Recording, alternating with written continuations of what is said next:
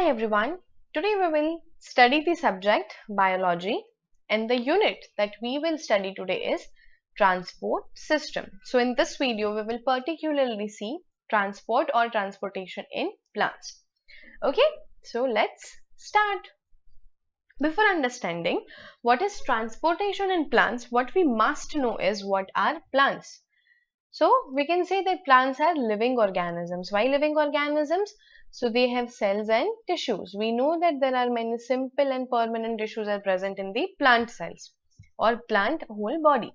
So we can say that they are living organisms. Now, when we talk about any living organism, so we know that any living organism would require food or nutrition, respiration and water to perform all essential life processes. Now, what are essential life processes? So, essential life processes can be digestion, respiration,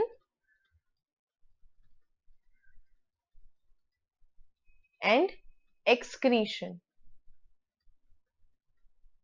right? All these processes, digestion, respiration, and excretion, these processes occurs at cellular level. That means they occur in the cell, and it becomes very essential that nutrition should reach to each of the cell. Let's understand this by taking an example. Now, if I have to run for the marathon, I must feel energetic, right? Now, if I'm not feeling good and if I'm lying on just my bed, then I cannot go for marathon. When I will feel energetic, when all my body cells will have nutrition to them. So, for conducting all these processes, it is very essential that each cell has proper amount of nutrition. And from this thing or here the need of transportation comes, that nutrition has to travel to each cell. Okay, let's see what is transportation in plants. So if we go by literal definition, we can say that transportation means movement of substances from one place to another. If we talk about plants, then leaves do the photosynthesis, they make the food and this food moves to the stem and roots. So this is how the food's movement, the substance's movement occurred from one place, that is leaves, to the another, that are stems and roots. In plants, there are three things for which transportation is required. Why? The first is to transport the water. Roots absorb the water, and from roots, the water is transported to all other parts of the plant body. And we know that the cytoplasm of any cell will contain almost 90% of water. So you can understand that how much water is required. Next, to transport food and nutrition. The nutrition is required to gain the energy. Very simple.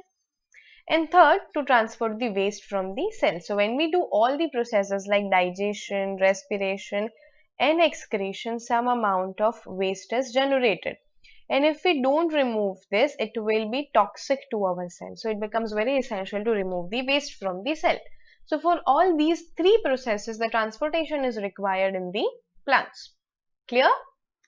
Let's go. Now, before understanding what is transportation, let's first see that what are the parts of the plants and how they take part in the transportation. So any plant is supposed to have these parts. Which parts? First, let's start with leaf. So leaf does the photosynthesis. It makes the food for the plant. We know it. Okay, then next is stem. So it provides the mechanical support to the plant. Third, roots. What do? They absorb the water, right? They absorb the water and salts from the soil. Next, vascular bundles. So they are xylem and phloem, which helps in transport of water and food material. Epidermis. So it is outermost layer of any plant body, which provides the mechanical support and protection from the environmental shocks. And last is cortex and pith. So cortex is something which is present in between this epidermis and vascular bundles, that is xylem and phloem. And pith is the central part or middle part of the stem. So I guess now you are clear with the parts of the plants. What are these parts of the plants? And these all the parts of the plants take place or take part in the transportation process. Let's see. First, let's start with the vascular bundles because we know many things about roots, stems and leaves. So let's directly start with vascular bundles. So vascular bundles are made up of group of specialized cells. They are not normal cells. They are specialized cells. Normal cells are not there. These cells conduct water, dissolved salts and food up or down in the stem. Either it will go up or either it will go down. Next is these vascular bundles are present in roots, stem, leaf stalks and leaf veins. That means in every plant body they are present and they all connect up to form a transport system throughout the entire plant. So all these vascular bundles from each of the plant part will form a whole or throughout the transport system. There are two main tissues in vascular bundles. They are xylem and phloem. What are they? So first let's start with the phloem. So phloem conducts or they food transport the food substances. So we can say that food substances travel in the phloem. And in xylem, water and salts travel. Now, the cells in each tissue, that is phloem and xylem, they form elongated tubes. Elongated tubes means tubes like this. They are called, if we talk about xylem, so they are called vessels, and if we talk about phloem, they are called as sieve tubes. And these vessels and sieve tubes are surrounded and supported by other cells. So this is a vascular bundle's function. Now, if we talk about the parts of the vascular bundles, then we can say first that is vessels.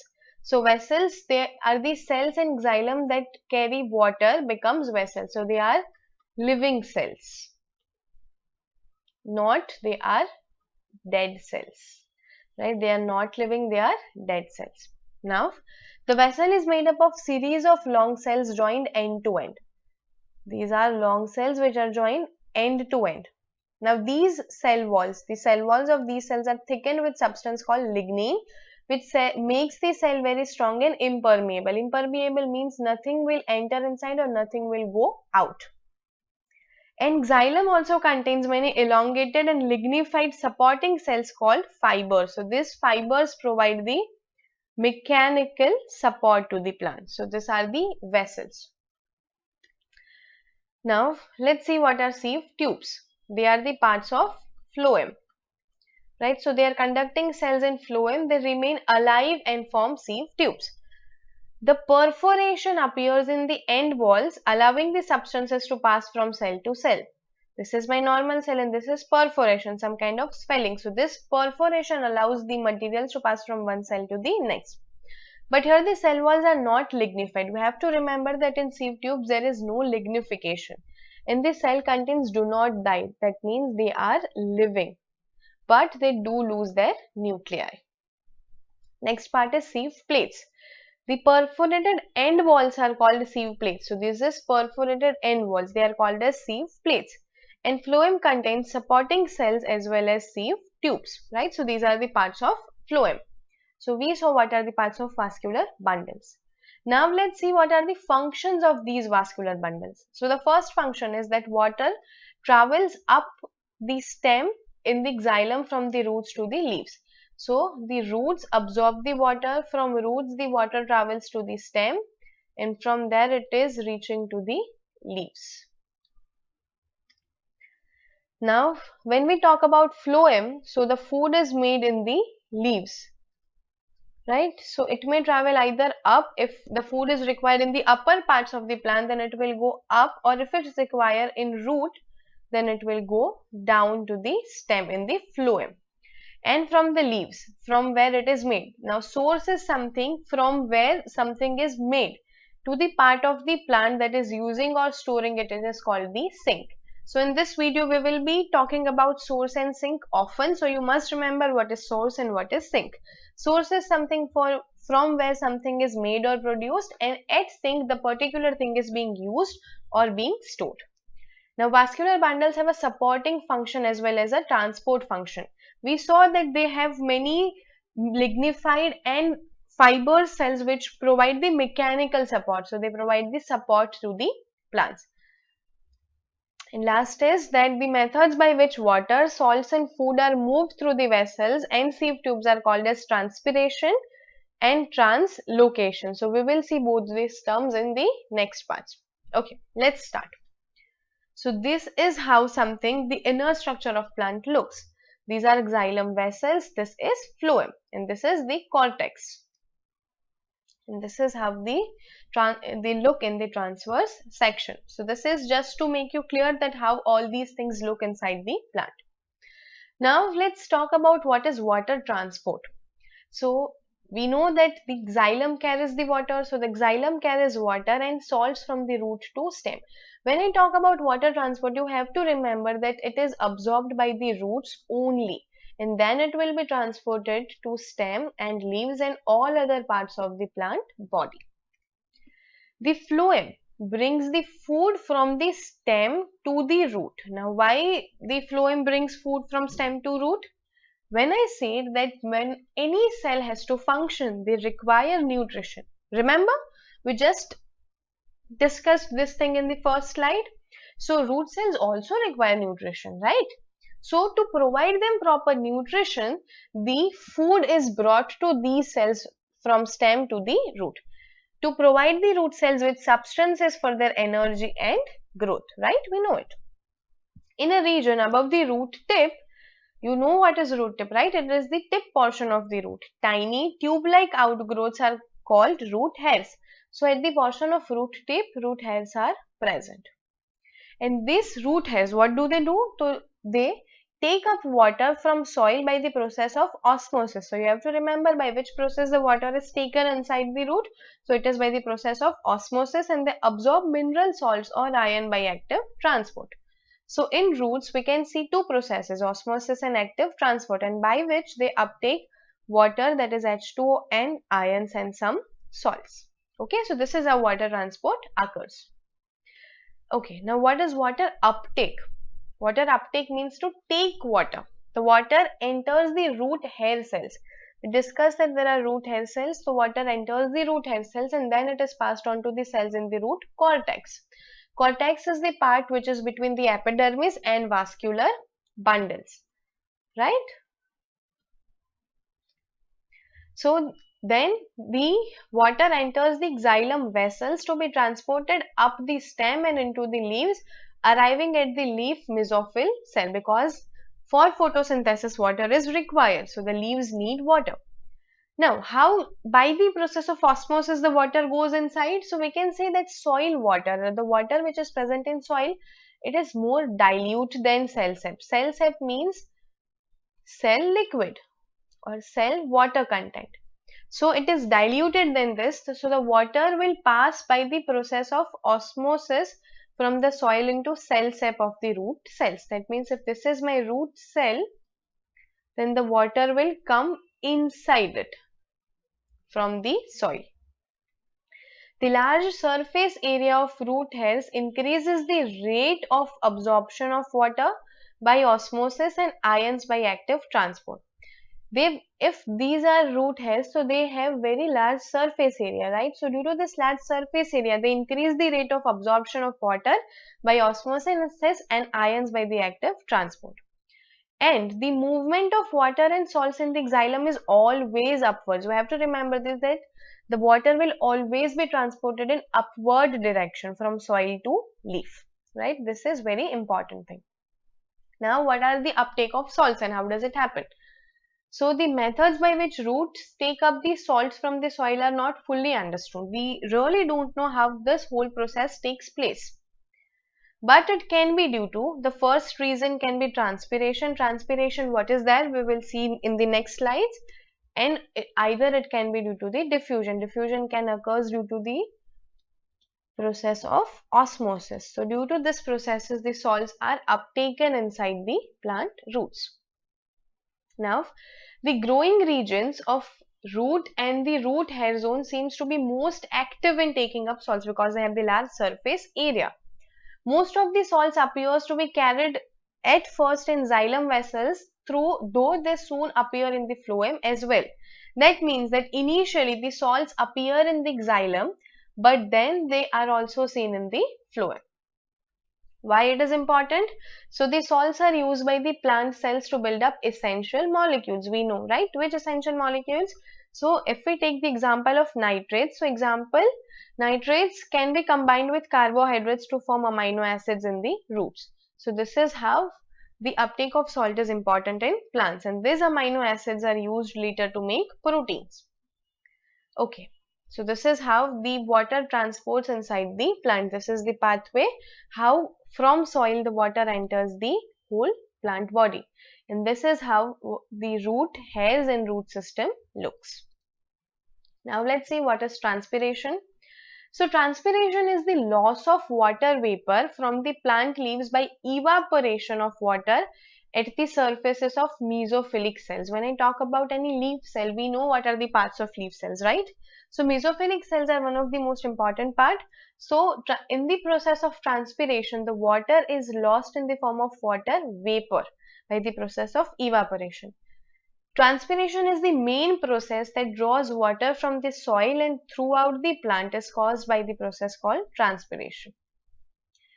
Now, water evaporates from leaves and causes a kind of suction. What is kind of suction? So, when leaves they leave the water, right? They lose the water. So, due to this, some kind of suction is created. They need or they require water. So, due to this, the water is coming continuously from the downward cells which are present down the leaf cells.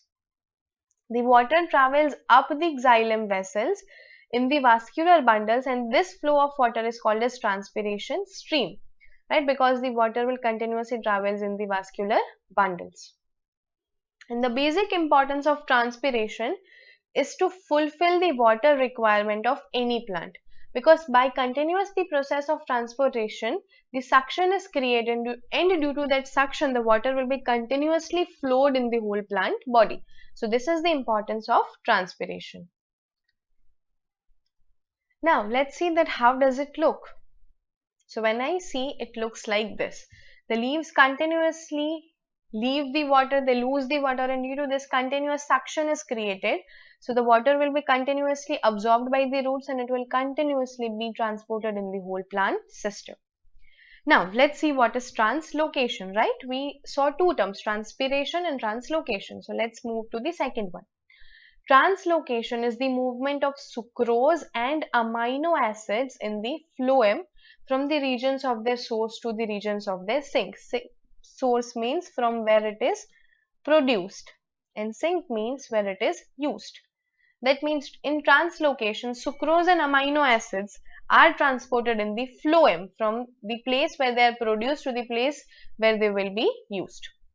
The xylem sap, that means the liquid which is present in the xylem, is always a very dilute solutions because there are no salts or not very high concentration of salt is there. But the phloem sap contains almost 25% of dissolved solids, the bulk of which consists of sucrose and amino acids. So out of these 25% of dissolved salts, a very high amount of sucrose and amino acid is present. In the phloem, the solutes may be traveling up or down the stem. Why? Because the food is made by the leaves and the root is very down from the leaves. So roots also require energy and nutrition, right? So for the energy requirements of root, the phloem solutes may travel the downwards side. So this is how the translocation can be seen in both the directions, up or down. And we can say that the carbohydrates made in the leaf during photosynthesis are converted to sucrose and carried out to the leaf to the stem. That means that the excess carbohydrate which is present created by the process of photosynthesis, it gets stored in the form of sucrose and then it reaches to the stem for the storage purpose. All the parts of plant cannot synthesize or they cannot photosynthesis to make their own food. So they will need a supply of nutrients brought by the phloem, right? This is the common thing. Now it is quite possible that substances can be traveling upwards or downwards at the same time in the phloem. We just saw the thing in the previous slide. So the movement can be bidirectional. So we have to remember that in phloem the movement of molecules can be bidirectional. Okay, so with this we can understand how translocation occurs in the plant. Now let's see what are some possible questions which have already been asked in the previous year. First, what is vascular bundle?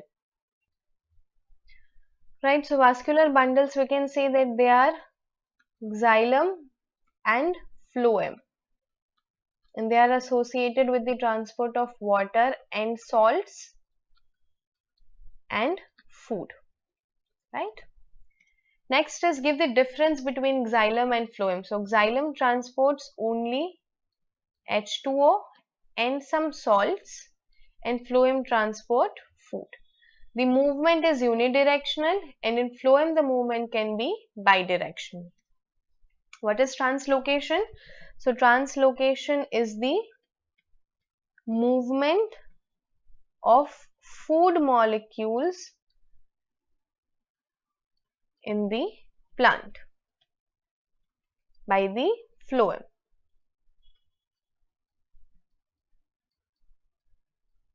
Okay, and which elements are transported by phloem? So food materials, sucrose and amino acids, right? We saw it in our slide. So these are the questions which have been asked in the previous years. I'm sure I must have made you understand these things in a better way. Thank you so much for watching this video, and for more videos like this you can visit vesirix.com. Till we meet again, take care, stay safe. Thank you. Bye bye.